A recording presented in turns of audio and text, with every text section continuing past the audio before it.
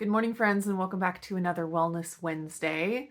I'll start off by giving just an update about how I'm doing. Last week, I told you guys that the scale was going up a little bit once I got rid of lean days and old diet thoughts come through my mind. I don't act on them, but they still exist, and so I wanted to share that. But since then, basically, my weight has stabilized about 2 pounds above my lowest that I got to while I was doing the lean days. And so I'm very happy with that. I think that's pretty reasonable, and I'm just happy if I maintain throughout February. And then probably in March, I will add back in some lean days and try to kick it into weight loss mode again. Just kind of see how far my body is willing to go with the weight loss. The weight I am now, which is right at about 150, is a weight that I maintained for a long time. My weight is kind of funny because I was overweight in high school. A lot of people want to get back to their high school weight, but I was heavier in high school than I was actually in between my first two kids. There's 5 years in between Autumn and Talia, and that's when I got down to my lowest weight. And during that time, I maintained somewhere in the high 140s and the low 150s. And so I think my body is really happy right here, and it might take some work and some time to get any lower. So it makes sense that my body has kind of stabilized at this point. So anyways, I'm happy with that. I'm continuing on with just eating my baseline diet. I did have some indulgences on Valentine's Day. I had some dairy-free dark chocolate that was very low in carbs. And then also my husband took me out. Totally a surprise. I wasn't expecting to go out, but we had a very busy day, and he ended up taking me out to this pretty nice restaurant. For us, it was a very nice restaurant. And I got a salad, which of course that's a treat for me because I don't eat a lot of salads, but I love them. And it was absolutely delicious. There was some cheese on the salad. So that was my big indulgence, was having some cheese, and it had pumpkin seeds and I forget what else. It was just marinated onions. It was really good. And then for the main dish, we split it was like a meat plate. It came with potatoes that had cheese sauce on it. I didn't eat any of that. My husband ate that and enjoyed it.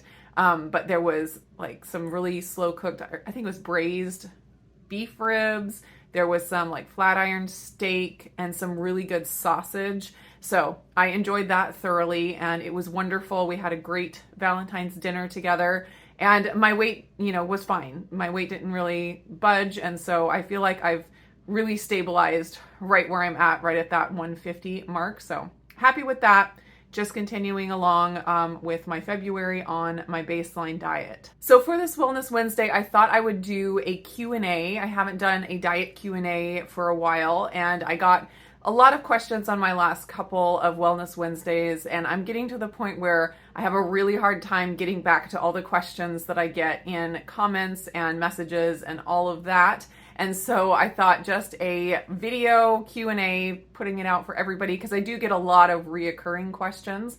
So I thought it would be helpful just to answer all of those here for everyone. And I will put the questions and the timestamps for when I answer certain questions down in the description. So some of these questions, I know you guys have heard me answer before if you watch my videos often. So if it's something that you've heard before, feel free to go down into the description and find a question that you're actually interested in hearing about. But the first question is, what is your baseline diet? First of all, I'll mention I like calling my regular diet that I eat normally my baseline diet, because it gives the idea that it's okay sometimes to go off of baseline. It's not like this is my diet and anytime I go off of it, I'm cheating or, off the wagon or being bad. It kind of is just this is where I know I feel the best, and I do deviate from it sometimes, but this is just what is normal for me. So basically the way that I describe my baseline diet is a ketovore diet. That's the label that I put on it because it makes the most sense to me. And what ketovore really means to me is basically a higher protein keto diet. A lot of people in keto will really focus on getting fat up super high and have that be a really high percentage of your calories. And I found that approach did not work for me. I did it for quite some time and tried really hard to make it work. And and it just didn't work for me. I found that I had to keep my protein a lot higher, and that was the key for me in order to like keep my appetite under control and to lose the weight that I wanted to lose and to just stay on the diet. When I had the super high percentage of fat, I was not satiated. My hunger and my appetite was out of control. So I keep my protein on the higher end. I use the rule of thumb of 1 gram of protein per pound of body weight as just a goal. So for me right now, that's 150 grams of protein per day. But I do eat to hunger. I don't restrict my food based on like tracking or anything like that. I just kind of have ideas that I'm going towards. So I try to make sure I hit that 150 grams of protein per day. And then I also just try not to go above 200 grams of protein per day, which is pretty easy to do because protein is hard to overeat. So I usually fall between 150 grams and 200 grams of protein per day. That's pretty normal for me for my baseline diet. And then the amount of fat that I usually eat has kind of varied over the last few months. When I get my protein up as high as I want it to be, my fat tends to be a little bit lower because my appetite is more under control and I'm eating more calories from protein and I don't end up needing as many from fat. So if my protein is on the lower end for the day, often I'll get a 1-to-1 ratio of fat to protein. But if my protein is higher, up like 170, 180 grams of protein, I tend to find that my fat naturally is around 100 grams. So it's pretty normal for me to have, somewhere around 160 grams of protein, 100 grams of fat, and then my carbs usually come in anywhere from like 10 to 35-ish, depending on the day. It really can vary. Because I eat to hunger, I don't follow an exact number every day. I just kind of have things, when I track like after the fact. I'll just put in what I ate and then see what it ended up being. And it just tends to end up that way. But different times of the month, different days, I'm hungrier for different things. Or like if we have a day where we eat chicken wings, they're a lot higher in fat than other meats. So just depending on my food choices, my macros can look very different from day to day. A couple other unique things about my baseline diet is that I don't eat dairy currently. I found that was a no-go for me. And I need to really restrict it. Having that cheese on Valentine's Day on the salad, it was a really small amount, but that was the first cheese I've had in quite a while. Thankfully, I did well with it. I find that if I don't have dairy for a long time and then I have a little bit at one meal, I'm okay. If I were to start adding it at multiple meals, that's when it kind of builds up and I have more of a response to it. But having that little bit seemed to be fine. So I'm happy about that. But like that Valentine's meal, that was off of my baseline. It was a little deviation from my baseline. It wasn't cheating. I don't feel bad about it. It was a great choice, but it was off of what is normal for me. So normally no dairy except for ghee. That is the one that I have been having. And I plan on doing some kind of a trial with butter to see if I can add that regularly again, but I haven't decided to do that yet. I also tend to not eat a lot of keto sweets. I'm not going to say baked goods because I do eat a lot of keto baked goods in the form of egg white bread, but typically they're savory baked goods. I make a lot of that and that seems to really be good for me. It helps control my appetite, control my hunger, keeps my protein up to the level that I want it to be. But I don't do a lot of sweet keto baked goods. I do some.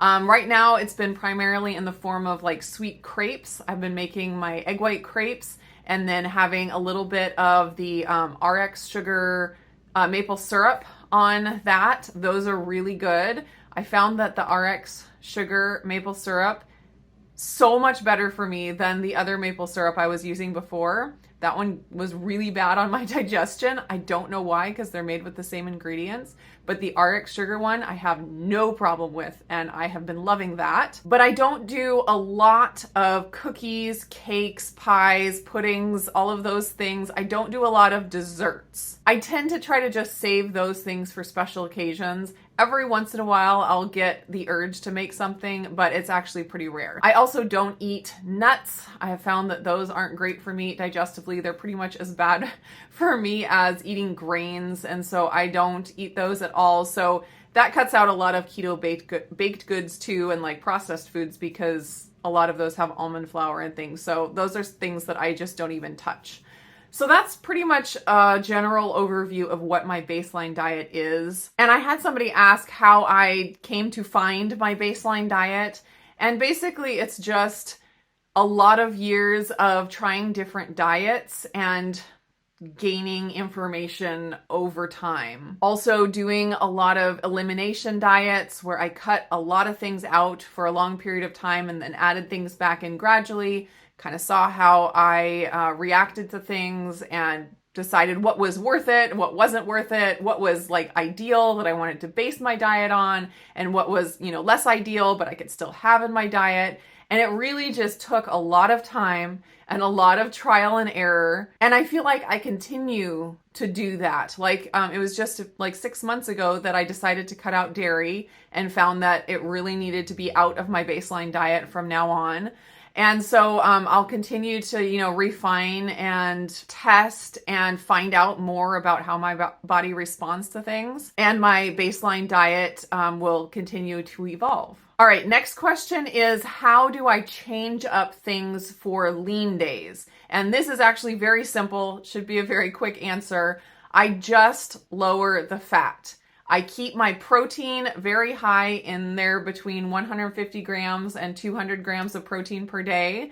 And then my carbs stay about the same, somewhere between 10 and 35 grams of carbs. And then I just bring my fat down. So I choose leaner foods. I don't really try to control the number of fat grams that I get in a lean day. I just choose what I know to be leaner foods. And naturally, my fat grams end up somewhere between 30 and 50 usually. And then on the lean days, naturally, my calories end up somewhere between like 1,000 and 1,300. That's been where I'm landing for lean days. Next question is, do I count net carbs or total carbs?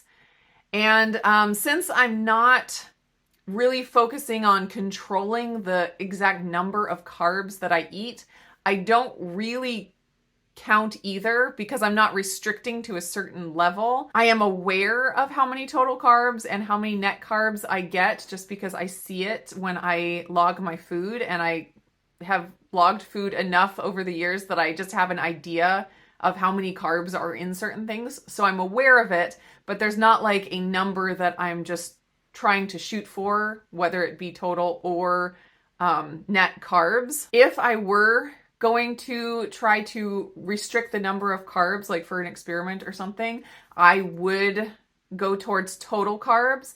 I do think that there's some good evidence that fiber can affect you like other kinds of carbs can. And treating fiber as if it's like a free food that, you can eat as much of it as you want, I know that that's not good for me because I don't feel well when I eat a lot of fiber. So I don't want to just look at fiber carbs as if I can eat 100 of them and it makes no difference. They do mean something to me, so I would want to count them. And it's actually really interesting. I've been thinking about this a lot when playing with the egg white bread and the different add-ins that I have been playing with, because there's a lot of different fibers that you can add, like the oat fiber and the acacia fiber and psyllium husk and all those.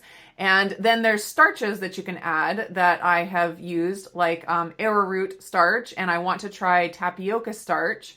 And interestingly, like a tablespoon of oat fiber and a tablespoon of arrowroot starch both have a very similar amount of carbohydrate grams. Of course, the oat fiber, the carbohydrates are coming from fiber, and the arrowroot starch, the carbohydrates are coming from starch.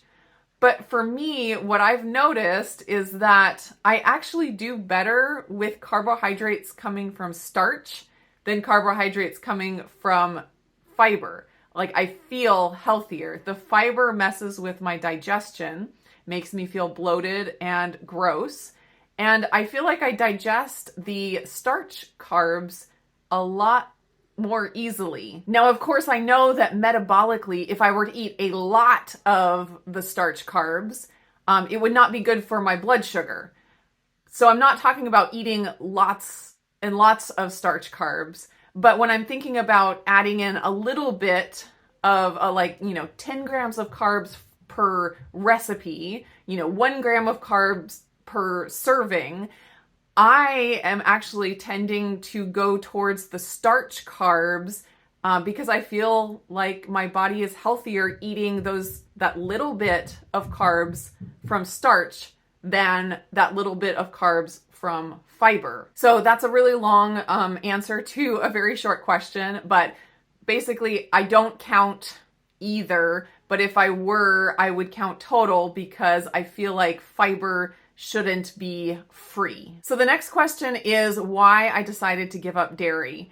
And you could go back and watch my Wellness Wednesdays where I first said, I'm not giving up dairy anytime soon, probably sometime in the future, but it's not what I'm interested in right now. And then pretty quickly after that said, well, actually, I think I am going to do an experiment, see how I do without dairy.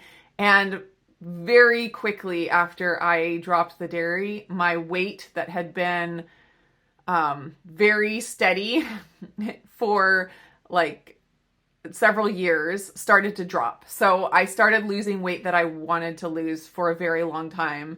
And it was very clear that cutting out the dairy was a big part of it. It wasn't the only part of it because I did add in the lean days a little while after that. But cutting out the dairy was a big part of it. And when I added back a little bit of dairy over the holidays, I could see that that was causing my weight to go up again.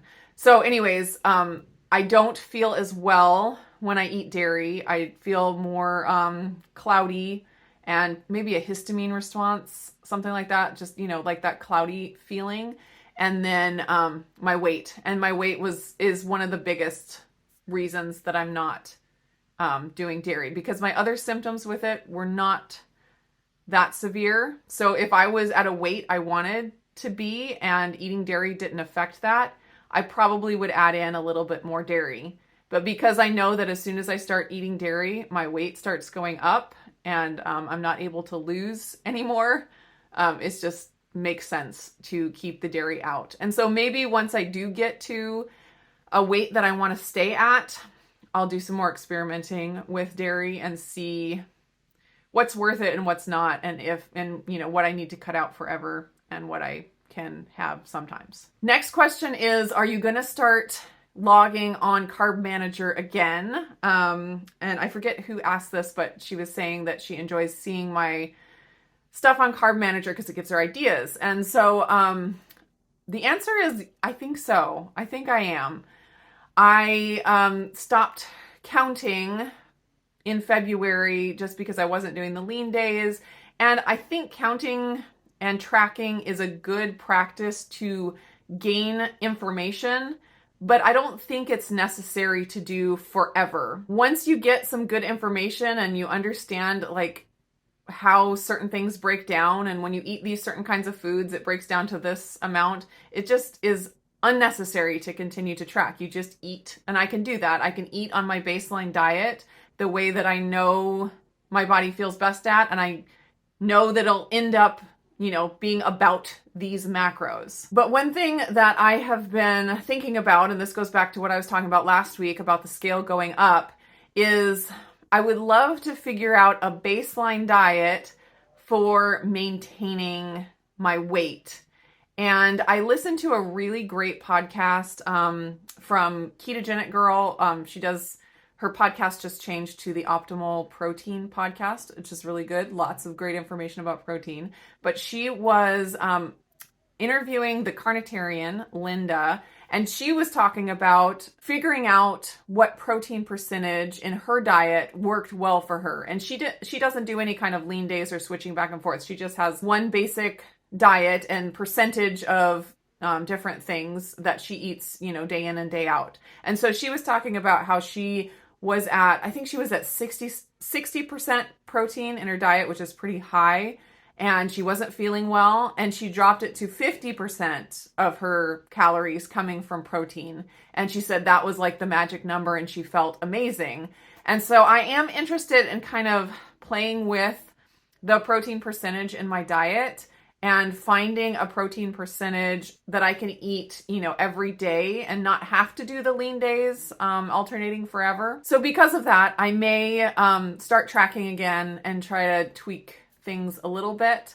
But here and there, I will be tracking here and there and possibly even more in the future. Last question that I got a few times was, how tall am I? Because I was sharing about my weight last week.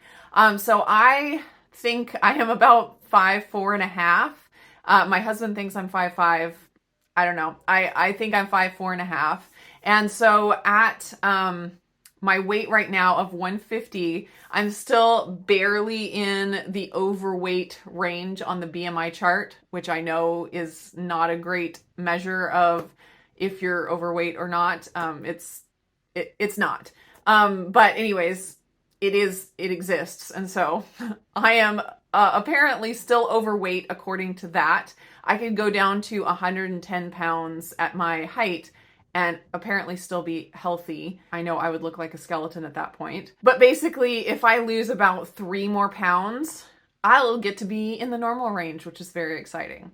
So anyways, that was a quick answer to that one. 5'4.5" or 5'5", something like that. So that is it for my Wellness Wednesday Q&A. I hope you guys enjoyed it. Let me know how you're doing down in the comments below, and I will see you again in another video.